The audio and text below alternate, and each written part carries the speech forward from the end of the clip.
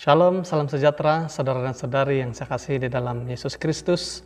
Kembali lagi bersama dengan saya pada saat ini, mendengar renungan saat indah bersama dengan Tuhan di bawah channel Hope Media Sabah. Judul firman Tuhan ataupun renungan yang saya mau sampaikan adalah hidup seenaknya. Bagaimanakah hidup seenaknya itu? Mari kita tunduk kepala, kita berdoa.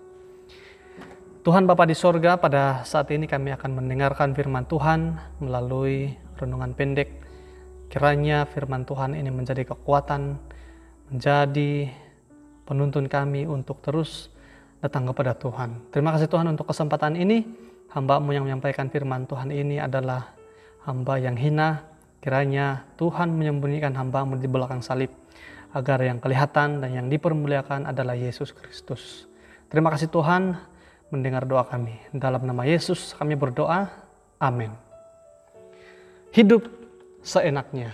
Di dalam Daniel 1 ayat 8 mengatakan, Daniel berketetapan untuk tidak menajiskan dirinya dengan santapan raja dan dengan anggur yang biasa diminum raja.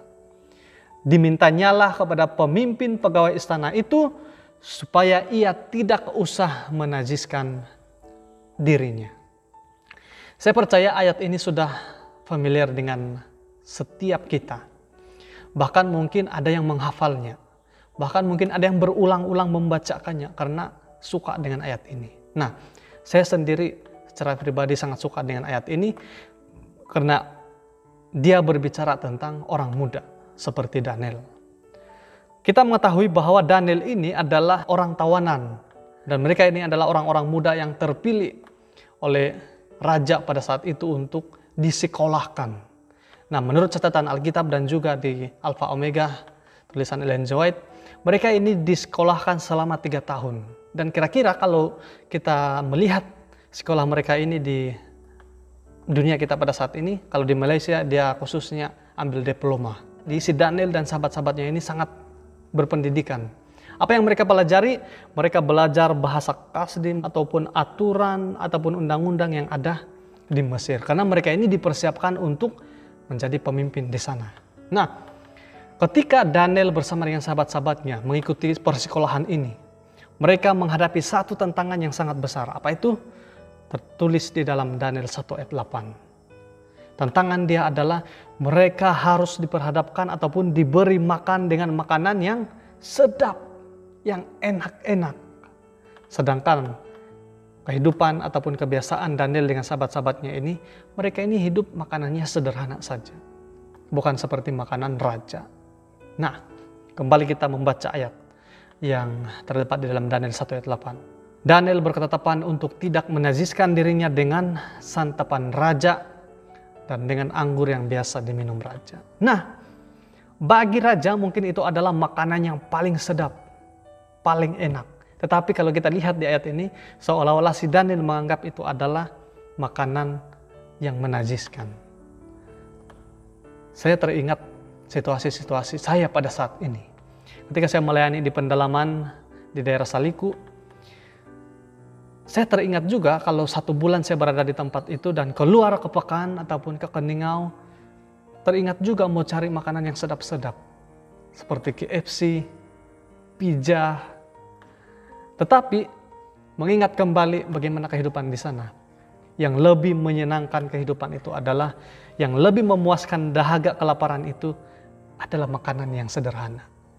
Dan sudah pasti keinginan daging saya sebagai orang muda mau makan yang enak-enak. Ya. Tetapi Daniel menolak makanan yang sedap. Yang lebih sedap dari KFC, lebih sedap dari pizza. Karena dia menolak makanan raja. Nah, apa yang terjadi? Daniel menolak makanan raja yang sedap. Dan kalau kita perhatikan di dalam cerita Alkitab, dia memilih untuk makan makanan yang biasa-biasa saja. Makanan seperti sayur-sayuran. Itulah yang dipilih oleh Daniel. Godaan-godaan ataupun pencobaan-pencobaan ini adalah boleh terjadi di dalam kehidupan kita sebagai orang-orang muda, bahkan juga kepada orang-orang dewasa, siapapun saja. Godaan tentang makanan inilah adalah yang paling terberat bagi saya sendiri. Tapi kenapa Daniel boleh lepas daripada godaan makanan yang sangat sedap-sedap ini? Saya teringat satu kisah di mana saya masih sekolah menengah. Ya, saya senang untuk berkongsi cerita ini karena sangat menarik bagi saya. Dan cerita ini saya masih tingkatan 2, tinggal di asrama. Jadi peraturan yang ada di asrama itu, siapapun saja pelajar yang tinggal di asrama tidak boleh merokok, tidak boleh bawa rokok, tidak boleh membawa minuman. Namun satu kali terjadi masalah terhadap rokok. Ada pelajar-pelajar, sahabat-sahabat saya sendiri yang berani membawa rokok masuk ke asrama dan mereka merokok seenaknya. Terkadang kami mandi ke sungai bersama dan mereka merokok. Terkadang mereka hulurkan rokok, cobalah sebatang saja. Sepertinya kelihatan dia enak. Kelihatannya ini tidak apa-apa ini. Sebab mungkin itu hanya rokok. Seperti itu dalam pikiran saya. Tetapi saya berkeras untuk tidak mau. Kamu ambil saja, saya bilang. Dan yang lebih parah lagi, sahabat-sahabat saya ini membawa rokok itu ke bilik pergerakan pengawas. Karena kami itu pengawas pada waktu itu. Mereka merokok di sana. Dan sebenarnya pada waktu itu saya yang takut. Kalau warden tahu, saya pun kena marah juga. Nah, satu kali masalah ini sampai kepada ketua warden kami. Dan semua pelajar lelaki itu dikumpul di tapak perhimpunan. Dan kamilah pengawas yang orang pertama ditemui oleh warden. Kami sebagai pengawas berdiri di hadapan dan ditanya, siapa yang merokok itu? Saya ditanya, saya katakan saya tidak merokok. Tapi mungkin pada waktu itu karena terlampau baik, terlalu sayang dengan kawan, saya tidak kasih tahu siapa yang merokok. Walaupun itu kawan saya sendiri. Nah, sampai kepada kawan saya. Mungkin pada waktu itu karena muka saya ataupun wajah saya yang kelihatan masih, kalau bahasa dusun bilang mungkin naragas, budak-budak kan begitu. Warden ini bertanya kepada sahabat saya karena saya dengar perbicaraan mereka. Dia katakan, si Ariman kayak yang merokok, dia bilang. Tapi sahabat saya ini katakan tidak. Nah, ketika sudah ditanya, disoal siasat, dan akhirnya ada satu daripada sahabat kami yang mengaku, lalu pikiran guru ini yang saya warden bahwa saya yang merokok itu akhirnya hilang karena didapati saya tidak merokok. Saudara-saudari, pada waktu itu saya telah menjadi target kepada warden sebagai perokok. Namun kebenaran telah dinyatakan pada waktu itu. Kenapa? Karena saya tidak melakukan hal yang demikian. Kalau kita kembali kepada cerita Daniel. Daniel selalu dituduh melakukan hal yang tidak benar karena dengki ataupun karena kebencian. Karena Daniel ini benar. Tetapi kebenaran Daniel telah dinyatakan karena dia itu tidak melakukan kesalahan. Pendirian untuk sesuatu yang benar itu sangat penting untuk memenangkan hidup kita daripada dosa. Jika kita benar, manusia tidak dapat mempersalahkan kita karena kebenaran ada di dalam hidup kita bersama Tuhan. Sementara kita hidup, boleh saja kita hidup dengan seenaknya. Apa saja kita buat, boleh. Apa saja yang kita mau lakukan, boleh. Tapi ingat, kita mungkin berada di tempat yang salah. Saudara dan saudari, di dalam Lukas 16 ayat 10 katakan, barang siapa setia dalam perkara-perkara yang kecil, ia setia juga dalam perkara-perkara yang besar. Dan barang siapa tidak benar dalam perkara-perkara yang kecil, ia tidak benar juga dalam perkara-perkara yang besar. Sebagai orang muda, keinginan kita itu adalah hidup yang lebih maju di suatu hari nanti. Tapi ingat, kita harus bermula setia di dalam perkara-perkara yang kecil. Baru kita boleh setia dalam perkara-perkara yang besar nanti. Saudara-saudari, sahabat-sahabat saya orang muda, hidup benar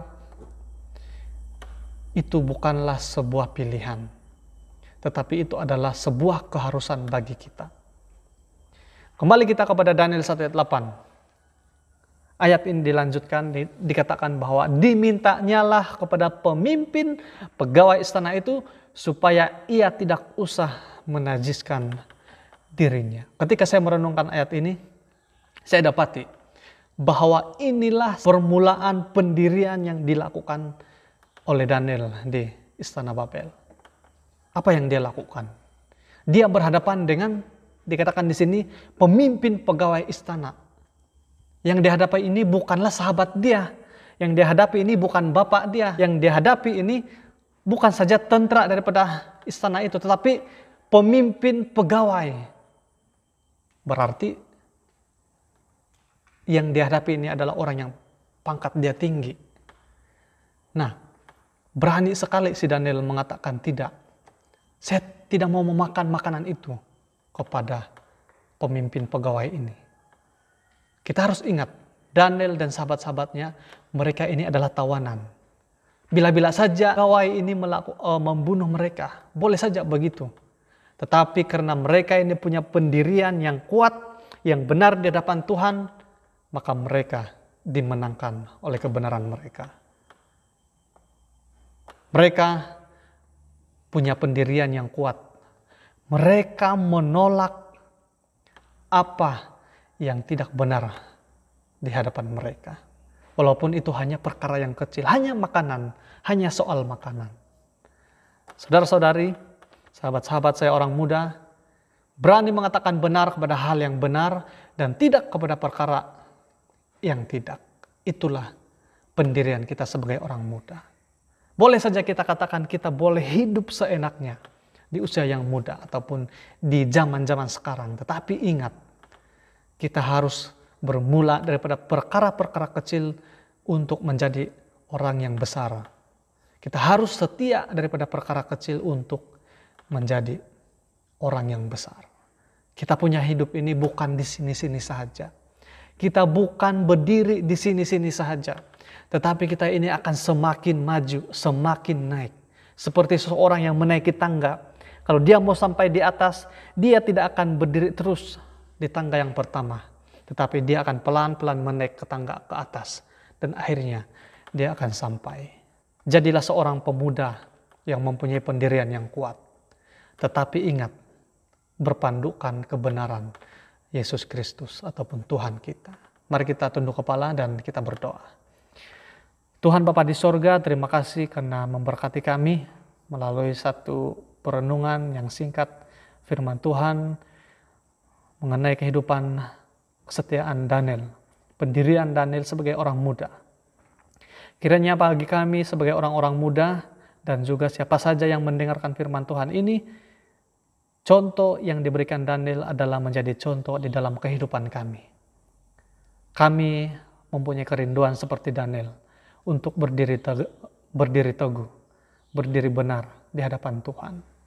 Kuatkan kami Tuhan, ajar kami agar kami dapat melakukan hal sedemikian. Inilah kami Tuhan, terima kami sebagaimana kami ada. Di dalam nama Yesus kami berdoa. Amin.